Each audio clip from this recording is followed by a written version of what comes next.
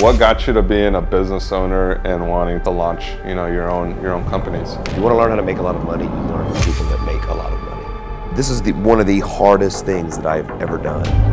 Every single time I ran into someone that had the level of wealth I wanted to be at, I didn't care if it bothered them, I was asking them a bunch of questions. And just like probably every other person, I just thought, this is gonna be easy, right? I'm a businessman, I'm smart, I've had success in all these other things. This will be no different, it'll be easy. That was really disheartening, watching all these people crush it, me sitting there time and time again, just like, why can't I cross that barrier? Why can't I get sales and be successful? And everyone wants to know, how did you get the money to do all this? How did you have any investors or this and that? I like to tell people this entire company, everything here, started with $150. Today I made it out to Lafayette, Louisiana to meet Josh Gorey, who's the founder of Completeful, which is a print-on-demand company that's running out of what used to be an abandoned Walmart. Yeah, you heard that right. He turned an empty big box store into a $100 million operation, and this is a from the ground up story that I needed to explore. So I sat him down and we dove into the lessons that he's learned along the way, insights that helped him scale to 9 figures, and honestly, with the way that things are going, I wouldn't be surprised if Completeful hits a $1 billion valuation soon. So stick around as we unpack his story and the strategies that he's picked up along the way, because if you apply just a few of these lessons, you could be on your way to scaling your brand this year. So this is your house. This is the spot. Okay. This is the spot. This is kind of my retreat to get away from. This is your sanctuary. My sanctuary.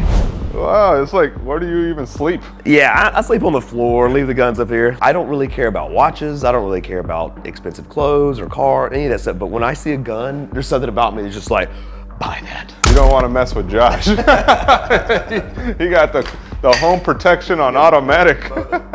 Well, what got you to being a business owner and wanting to launch, your own companies? My dad, I whenever I was a kid, I knew I wanted to make a lot of money. That was pretty much my only goal. So I'd ask my dad, like, what do I need to go to school for to make a lot of money? And I thought go to college, make good grades, that was the way to go. And my dad didn't give me the go to college and make good grades spiel. He said, if you want to learn how to make a lot of money, you learn from people that make a lot of money. And he said, so find somebody that has what you want and learn from them. And so every single time I ran into someone that had the level of wealth I wanted to be at, I didn't care if it bothered them, I was asking them a bunch of questions. How'd you do it? How'd you get started? What are the obstacles you face whenever, and I learned from them. And this is your backyard. I'm here in my garage. Here in your garage. Is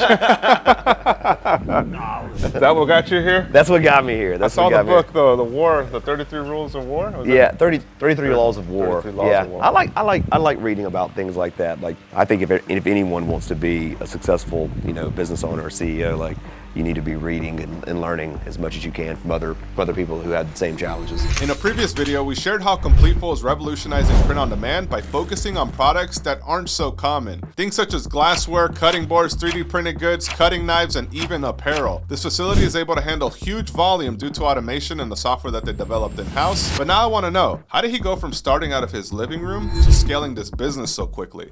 So the first business I ever got started with, it wasn't really a business, it was a network marketing company. Like an MLM? No, it's exactly what it was, MLM, Limu.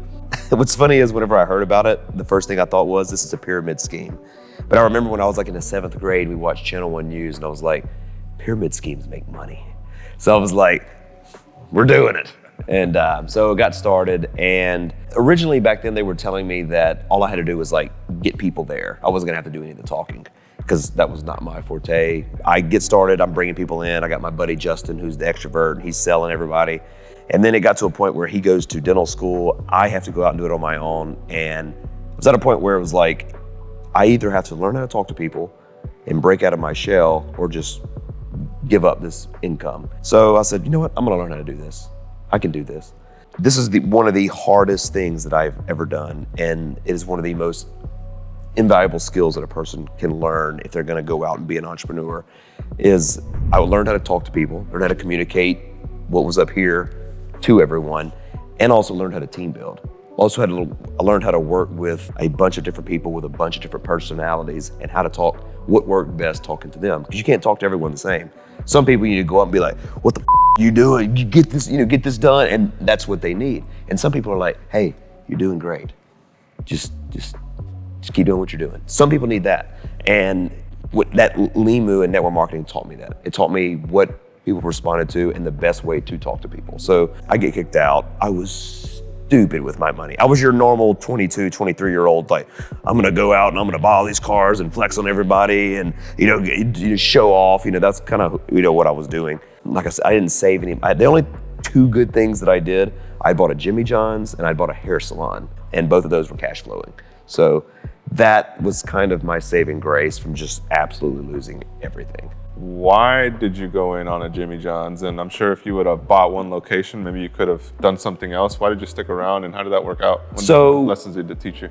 My dad told me to find someone that makes a lot of money and learn from them. And the only guy that I knew that made the kind of money I wanted to make had like 30 Popeyes. And I was like, that's what I need to do, franchising.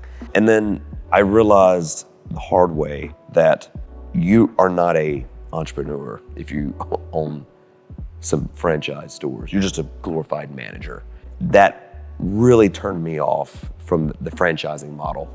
But that's not how I'm wired. I see problems. I want to come up with ideas and solutions and do this and that and try things out. And was watching the people come in and out. And I said, there's only a certain amount of people that can come in and out of this store every day.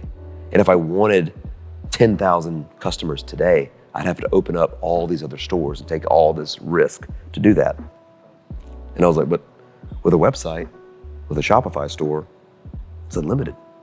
I mean, if I reach a point where the store gets shut down because there's too much traffic, that's a really good problem to have. And that's when I started focusing on e-commerce. And just like probably every other person, I just thought, this is gonna be easy, right? I'm a businessman, I'm smart, I've had success in all these other things. This will be no different, it'll be easy. That was really disheartening watching all these people crush it or say they're crushing it. And then me sitting there time and time again, just like, why can't I cross that barrier? Why can't I get sales and be successful and do what these people are doing? I realized that most of these people are lying. And then I realized that what I was doing was going about things the wrong way. I was trying to find a product and sell it to anybody that I possibly could. I stumbled upon a video that the guy said, find an audience of people that are looking for a product and then give them what they want. I was like, I'm either gonna sell baby products to people that just had babies, or I'm going to sell wedding gifts. And that just took off. Did really well with that. So Facebook ads, a groomsman audience, weddings, yep, and a laser. That was it. That was the formula. So, everyone wants to know, how did you get the money to do all this? Did you have any investors or this and that? And I like to tell people, this entire company, everything here started with $150. $150. That laser engraver. That laser engraver. That was it. That was all it took. So after that, I started off selling my own products. So I started my own store. I had a lot of success, scaled that up really well, but I was at a point where I couldn't do everything. I'm buying the inventory, I'm handling customer service, I'm doing the marketing, I'm running the ads, I'm doing all the testing. And I said, if I ever want to scale up from this point, I'm going to need to start hiring people to do parts of this.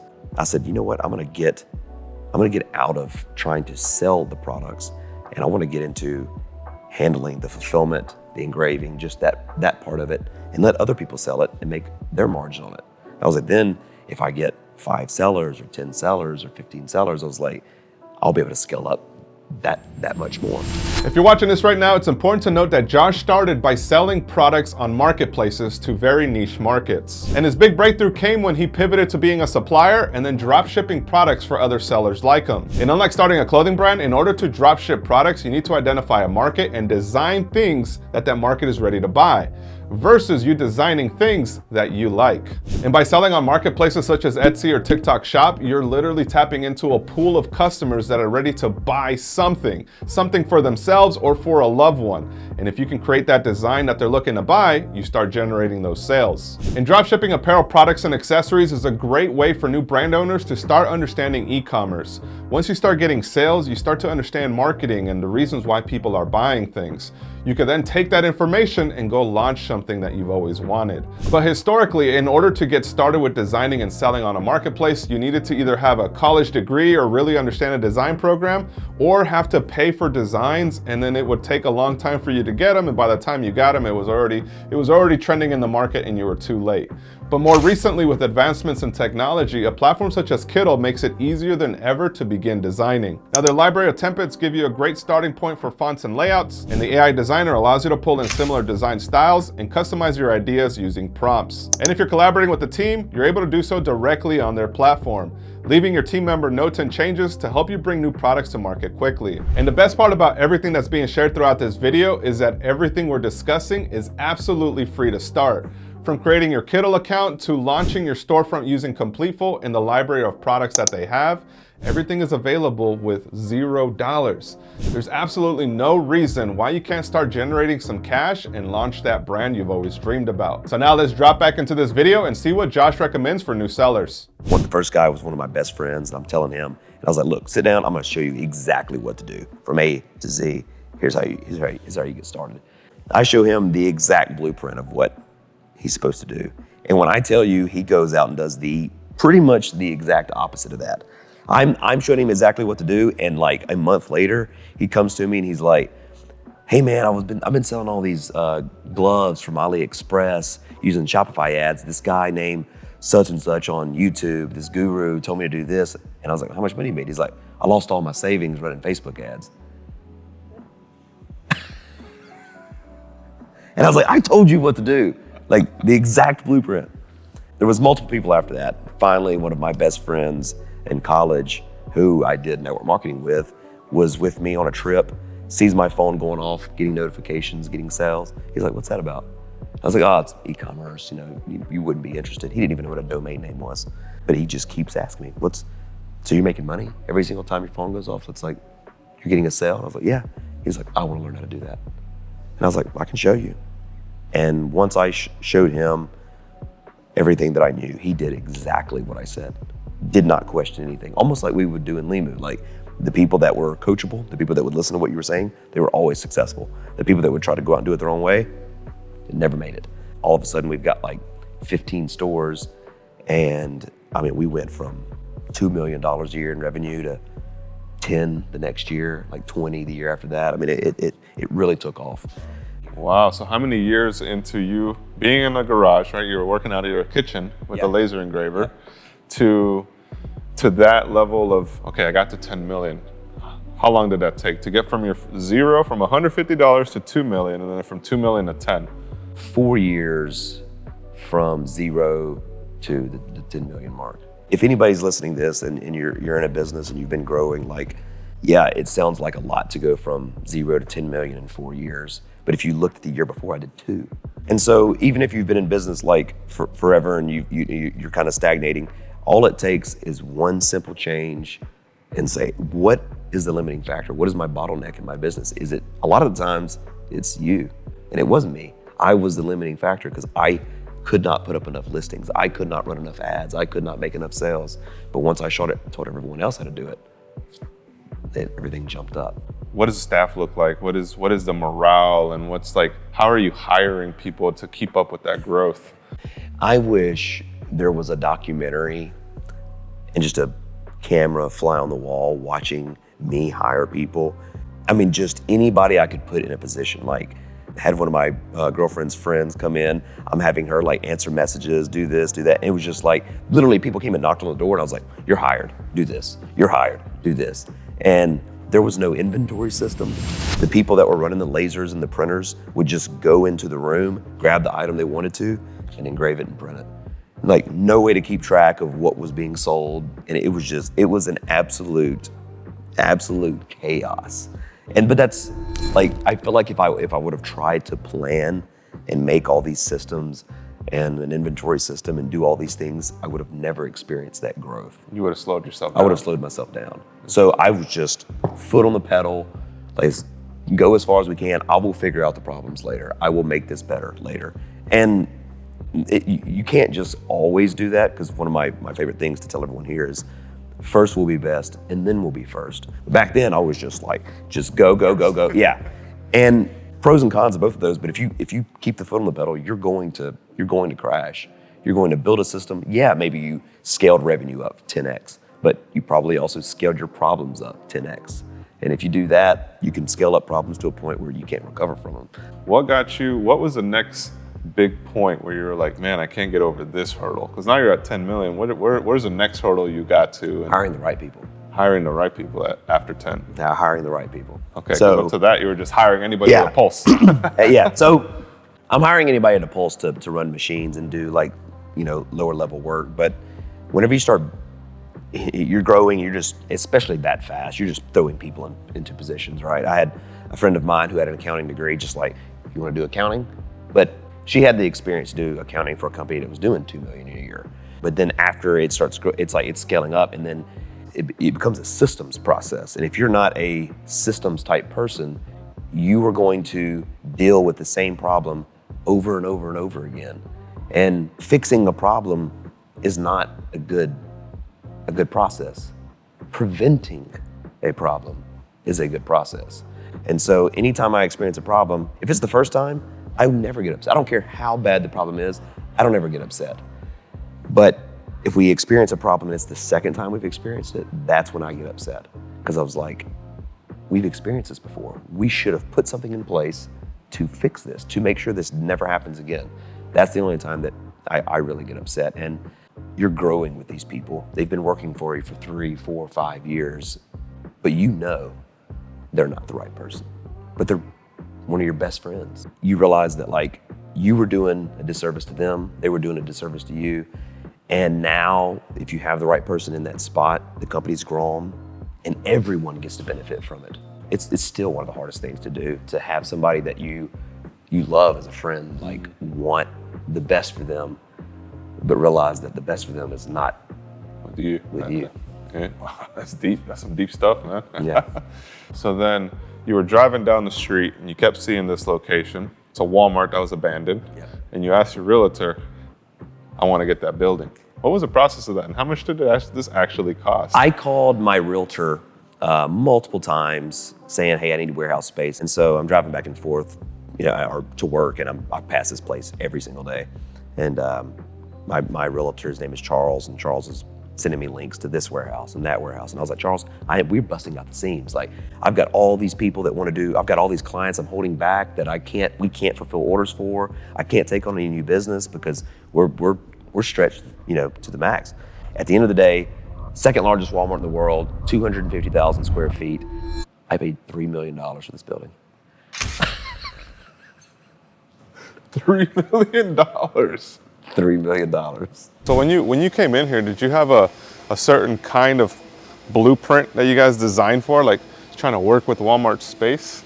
Like how do we maximize Walmart space? Yeah, so you take the schematics of the building, and so you kind of know where the power is, because in some of the machines, like the big metal machines, you're gonna have to run really expensive wire from where the power is to the machine. Right. And so you wanna keep that distance as short as possible, because you're talking about wire that could be $1,000 a foot. So yeah, you don't want to put those machines on one side of the building and have to run it 300 feet over. Yeah. And then way in the back over there, I hear some noises and stuff. Is that like? That's where the manufacturing happens. Okay, that's like the steel. Yeah, the steel. Okay, cool. You guys are literally printing almost anything that can be customized. Yeah, that's what I've been seeing around here. Well, one of the things that we want to do is like if a seller is out and they're looking in the market and they're trying to find products to sell, or they find a product to sell and they don't have any print on demand provider that has it, I want to be the go-to company where people say, hey, if we can't find someone to do it, they request it from us, then we figure out a way to get that product. We figure out a way to print it for them. Incredible, man. We take the raw wood, make the whole paddle itself, and do the engraving. Yeah. So it's not like you guys are bringing this in from Alibaba or anything. Exactly. So you guys are cutting up lumber. What that allows us to do is, if we take the raw wood, we have the same mark. So somebody, whenever we were buying the boards before, somebody had to make the board, and they got to make a profit on making the board, and then we're buying it from them, then we have to engrave it. But now we've skipped the middleman, so we don't need someone to make the board. We make the board, and we extend our savings to our sellers. And you guys have some incredible margins on the website for this kind of stuff. Yeah. Amazing, dude. Yeah, people can make a lot of money on cutting boards and whiskey glasses. These things whiskey sell a lot. glasses. Yeah. So for you drinkers out there, I'm gonna buy some from my in-law. And if you want to see how unique a product you can get, hey, is that a spoon? A custom spoon. So everything's kind of consolidated per department and brought here at the end? Yeah. At the end here, they will basically sort the boxes, whether it needs to go to UPS or USPS, DHL, whoever's going to pick the products up. So with literally hundreds or if not thousands of different SKUs, you guys, different product categories. yeah. It's not like an out-of-the-box software that allowed us to do it, right? So No, like, we had to there's build no way that it's going to be able to do all this. Yeah, we had to build pretty much all the software from scratch. Now, at first it was like a Frankenstein system where we were like using this for this department, using this for that department. Eventually, we started having our own development team and started building our own software to handle everything. If you look over here on those screens, you can see, you can see the shipment scan out and see it says complete full up there. That's called CWA. It's our complete full web app. And that's basically all the back-end operations. You see it on every screen that's in there. On that one, you can see it's got the item pulled up. It actually shows the person that's there a picture of the item, what it's supposed to look like, the engraving, the print, or whatever it needs to be. So if you guys are interested in learning a little bit more, if you're watching this right now and you're watching this interview and you're like, yo, I want to dive into how much money can I make with these products? How are these products made? I want to learn more. We actually have a video that's going to be linked in the cards up above and in the description down below, where we're actually diving into the manufacturing and the printing side of the business here. So I highly encourage that you guys check out that video. What daily things or things that you picked up along the years allowed you to go from where you started to where you are today? I always think about that, and I hope people are not as hard on themselves, because I'll think about like, what's something I could tell 15-year younger me, like if I could just pour into them, right? But if I could talk to 15-year younger me and give them all the knowledge I have now, by the time they became me, they would be a weaker version of me, because they would have experienced all the I had to go through to become this person. My dad would always say this: don't count your chickens for the eggs hatch. There's been plenty of times where I thought deals were going to go through and bet pretty big that they were, and they didn't. When things are great, it's like be greedy when others are fearful, and fearful when others are greedy. If you feel like a person is not the right person, get rid of them then. Don't try to force them or change that person who they are. You can't want it for that person more than they want it for themselves. And once you find yourself wanting something for someone more than they want it for themselves, that is going to destroy both of you. Because it's going to destroy your relationship, because all you're going to want for this person is more and more and more and more, and you're going to pour into them, but they're not going to pour into themselves, and you're just going to waste all your time and energy on someone that doesn't want anything to do with this. And you could have been pouring into someone like Zach here, where it's like when you pour into them, you see the results. You see someone like their life change. You see the way that the decisions they're making change. You see them say, oh yeah, that was dumb. I shouldn't have done that. Okay, I should be doing this. And you see that, that thought process start changing. You watch that person evolve, and then you're like, I should have been doing this the entire time. I should have been pouring into someone like this, not someone that was just there. How do you recommend the people that you consult with, or the people that, like the Zachs out there and the Mikeys that are watching, what do you tell them, and what's like a blueprint that you give to them, like this is what you should do, and this is how, regardless of how things change, this is what's always going to allow you to at least get your foot in the door and start seeing some success? Yeah, so I always say don't reinvent the wheel. Find something that's selling already and sell that. I mean, it's either find an audience that wants to buy a product and sell it to them, or find a product that's already selling, especially if you're in the print-on-demand space. Find a product that's already selling. Don't say, I'm gonna create my own new design or my own new clothing, or find the style that's selling now and sell that. Like it's proven that it is. And you can get on any keyword tracker and find the search volume of things that are doing well. There's plenty of tools out there to see what's selling. And then you have to ask yourself, do I want to sell this now and make some money, or is this something that I'm going to sell now and make some money, and 5 years from now it's going to go away? So I try to find products or processes where 10 years from now we'll be selling the same products. There's a system that I can show anybody on how to be successful. Like literally, I can take any random person off the street, and in a year I can replace any income they have. Within a year, if they just listen to every single thing that I say. And I don't know why, I watch this in Limu. I watch this in almost every other business. I don't know why people tend to want to try things that are different or think that somehow they know better or want to do it a better way. I for the life of me, I can't figure it out.